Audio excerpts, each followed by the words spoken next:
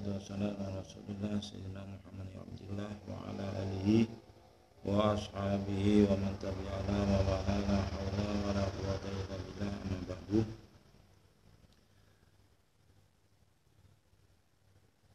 Rasulullah sallallahu alaihi wasallam dalam satu hadis yang diriwayatkan oleh Sayyidina Umar yang masyhur disebut sebagai hadis Jibril, yang mana di hadis ini diterangkan pokok-pokok iman, Islam, dan ihsan yang kemudian diterjemahkan menjadi usuluddin, furu'iddin, dan tazkiyatun nafs atau yang disebut al-ihsan atau tasawuf.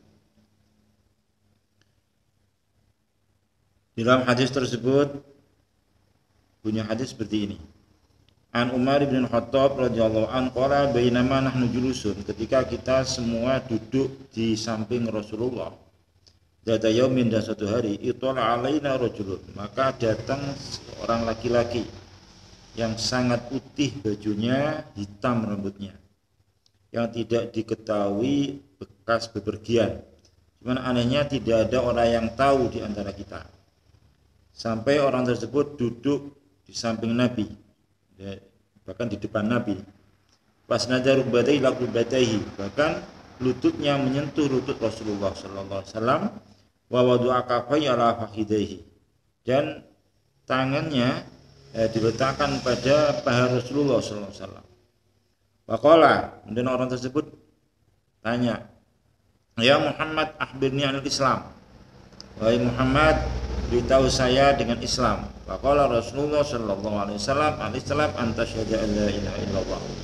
Islam pertama harus menyaksikan tiada Tuhan selain Allah, wa anna Muhammadar Rasulullah, dan Muhammad Rasulullah sallallahu alaihi wasallam, wa tuqimus shalah, menjalankan salat, wa tutiyaz zakah, melaksanakan zakat, wa tasuma Ramadan, melaksanakan Ramadan, wa tahijjal bait, haji pada Baitullah istata'ta, ketika kamu mampu ila sabillah.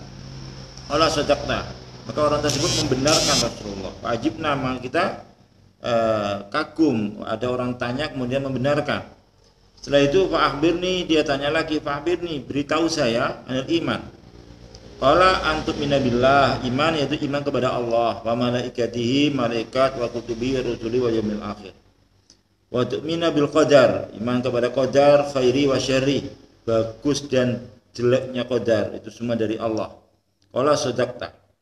Qala fa'akhbirni anil ihsan, beritahu saya dari ihsan. Qala an ta'budallah, ihsan adalah menyembah kepada Allah, ibadah kepada Allah sebagaimana kamu melihat Allah, sepertinya kamu melihat Allah. Jadi kita ibadah kepada Allah secara bersungguh-sungguh. Apabila itu tidak mampu, fa illam takun taro, maka apabila kamu tidak mampu untuk mempunyai perasaan kamu melihat Allah, maka kedua adalah fa innahu yaraka, maka camkan pada hati kamu bahwasanya Allah melihat kamu. Ini maqam muraqabah, fa innahu yaraka. Lalu kemudian hadis atus sa'ah, akhbirni anis sa'ah. Hadis ini adalah hadis yang sangat agung, hadisun azim, yang diriwayatkan oleh Imam Muslim dan Imam Bukhari dan Abi Hurairah, yang berkaitan dengan waktu ibadah, baik ibadah zahir, ibadah batin, atau yang berkaitan dengan keimanan. Di sini kita bahas berkaitan dengan masalah keimanan. Orang tadi tanya akhbirni anil iman, beritahu kami bagaimana sebetulnya iman. Maka dijawab oleh Rasulullah sallallahu alaihi wasallam, antu'mina billah. Pertama, iman kepada Allah. Ini berbeda dengan yang pertama yang di Islam. Akhbirni Islam, maka Islam antashhada, kamu menyaksikan. Jadi ada saat ucapan zahir, yang antakula la ilaha illallah. Iman ini adalah perbuatan batin, perbuatan hati, cuma terrealisasi secara zahir. Oleh karena itu yang dinamakan iman adalah perbuatan batinnya. Karena iman adalah al-jazmu, kemantapan yang sangat kuat. Pertama, iman kepada Allah. Iman kepada Allah sebagaimana iman terhadap adanya la ilaha illallah Muhammadur Rasulullah. Iman kepada Allah Artinya iman terhadap zatnya Allah, iman terhadap sifat-sifatnya Allah, iman terhadap keberadaannya Allah, iman terhadap sifat-sifat yang berhubungan dengan Allah Subhanahu wa taala. Arti dengan iman adalah kemantapan kita atas wujudnya Allah Subhanahu wa taala. Bagaimana kemudian kita bisa mantap, bagaimana kita bisa iman kepada Allah adalah dengan beriktibar atau mengambil ibarat dengan apa yang ada pada alam semesta ini. Sehingga di dalam surat Al-Attaqah itu kan disebutkan itu. Disuruh kita melihat bumi, kita melihat langit, kita melihat gunung, kita melihat onta dan sebagainya. Agar semuanya itu menjadi landasan keimanan kita kepada Allah Subhanahu wa taala. Bagaimana penalaran dari semuanya itu? Kita membahas berkaitan dengan la ilaha illallah. Tiada Tuhan selain Allah. Tuhan itu apa? Ilahun itu apa? Ilahun itu adalah al-mustaghni an kulli ma siwa wal muftakir ilahi kullu ma ada. Yang tidak membutuhkan kepada lainnya tapi dibutuhkan oleh lainnya. Itulah ilah. Dengan kita meyakini tidak ada yang dibutuhkan, tidak ada yang membutuhkan kepada lainnya, dan yang dibutuhkan oleh lainnya kecuali Allah, berarti kita meyakini segala hal yang menjadi keperluan kita, kebutuhan kita, baik untuk hidup kita dan seterusnya, itu adalah Allah yang memenuhi. Itulah hakikat iman kita kepada Allah Subhanahu wa taala. Kemudian bagaimana penerjemahan terhadap tiada Tuhan selain Allah berhubungan dengan alam semesta ini? Maka dikatakan bahwasanya tidak ada yang dibutuhkan. Padahal kita hidup di alam semesta ini. Kita lahir, kita terbentuk, sebelum kita terbentuk dan semuanya. Itu tidak ada lain kecuali Allah Subhanahu wa taala yang membentuk kita, yang mewujudkan kita. Dengan demikian berarti dengan kita mengimani tidak ada yang membutuhkan kepada lainnya kecuali Allah, tidak ada yang dibutuhkan olehnya kecuali Allah, berarti kita satu iman terhadap wujudnya Allah. Di situ illallah, berarti iman terhadap wujudnya Allah.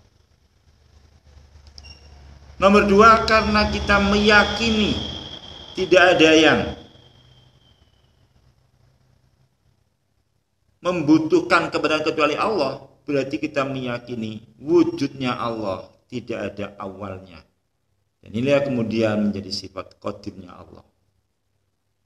Wujudnya Allah Ta'ala tidak ada akhir. Sebab kalau ada akhir berarti dia akan membutuhkan kepada yang lainnya. Maka maksudlah sifat baqo kepada Allah Subhanahu wa taala. Kemudian tidak ada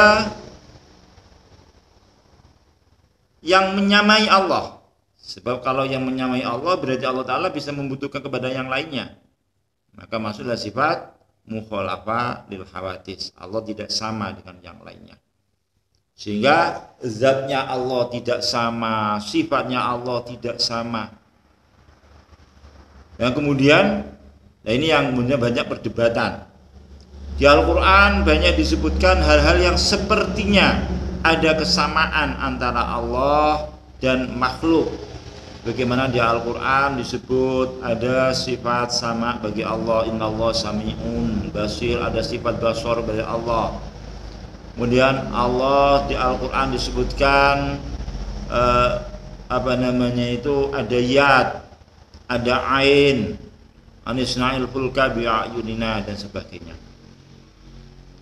Dengan kita meyakini bahwasannya tidak ada yang membutuhkan kepada yang lainnya kecuali Allah, tidak ada zat yang tidak membutuhkan kepada lainnya gitu kecuali Allah, berarti Allah tidak sama dengan makhluk. Kalaupun nanti di Al-Quran disebutkan ada suatu hal-hal yang secara zahirnya seperti ada kesamaan dengan makhluk, Maka i'tikad Ahlussunnah wal Jamaah menyatakan ada dua pendapat yang berkaitan dengan hal yang tersebut.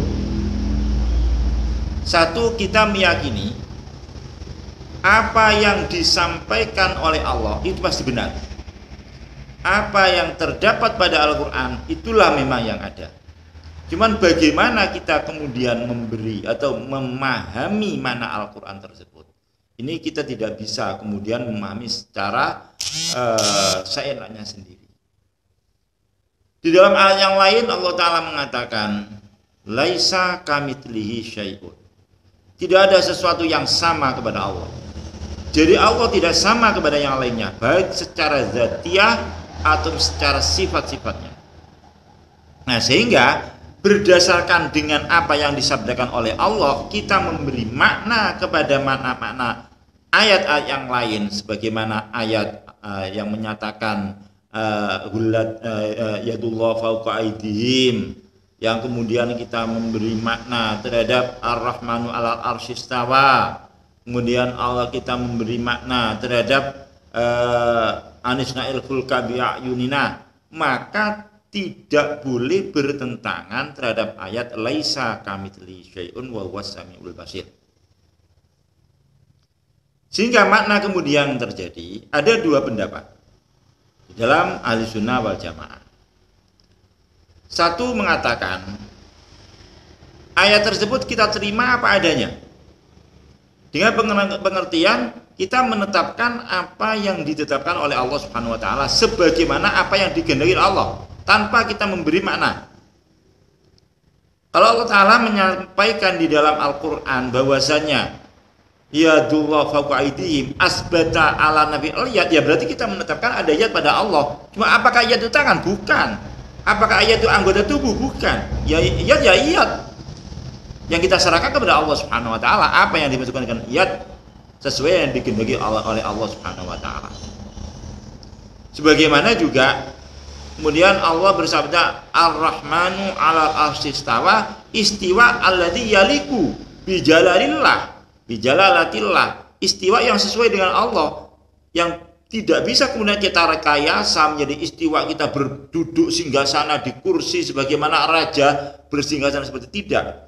Karena Allah Ta'ala bersabda dalam ayat yang lain laisa kamitslihi syai'un wa huwas samiul basir.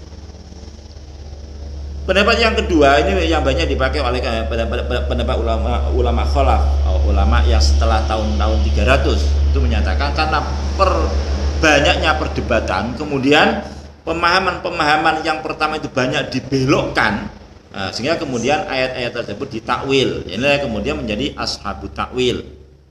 Dan sebetulnya ulama-ulama terdahulu juga banyak mentakwil, cuman takwilnya kemudian menjadi takwil tafwid, ya diserahkan kepada Allah. Nah, itu dengan maknanya, artinya kita melepas lafaz tersebut dari makna zahirnya, yang mana yad bagaimana anggota, kita lepas dari mana anggota tubuh. Mata yang asal zahirnya itu adalah makna anggota tubuh, kita lepas dari makna anggota tubuh, kemudian diberi makna yang disesuaikan dengan Allah, maka kita tidak tahu dari apa yang dimaksud dengan Allah, kita serahkan kepada Allah Subhanahu wa taala. Yang kemudian makna yang kedua tetap dalam rangka untuk tidak jangan sampai menyamakan Allah pada makhluk, maka ayun diberi makna dengan basornya Allah, kemudian istiwa dengan makna yad dengan makna kudrot dan sebagainya. Inilah menjadi ashabut takwil. Ini sebetulnya dalam rangka bagaimana kita tidak menyamakan Allah pada makhluk. Karena Allah tidak sama, Allah istighna an kulli ma siwa. Allah tidak membutuhkan kepada lain. Ini. Di samping itu kemudian dari makna Allah tidak membutuhkan kepada lainnya adalah Allah berarti wahdaniyat, esa, maha satu dalam segalanya, dalam zatnya, dalam sifatnya, baik sifat-sifat zati ataupun sifat-sifat af'alnya. Itu Allah adalah satu, kudratnya satu, ilmunya satu, zatnya satu. Jadi tidak ada hal yang lain yang menyamai kepada Allah Subhanahu wa taala dalam segalanya. Nah, inilah salah satu makna dari makna ilahun yang kemudian diberi makna al-mustani an kulli ma siwa. Kemudian yang kedua adalah al-muftakir yang bisa nanti kita bahas pada pembahasan yang berikutnya. Terima kasih. Wallahu a'lam. Assalamualaikum warahmatullahi wabarakatuh.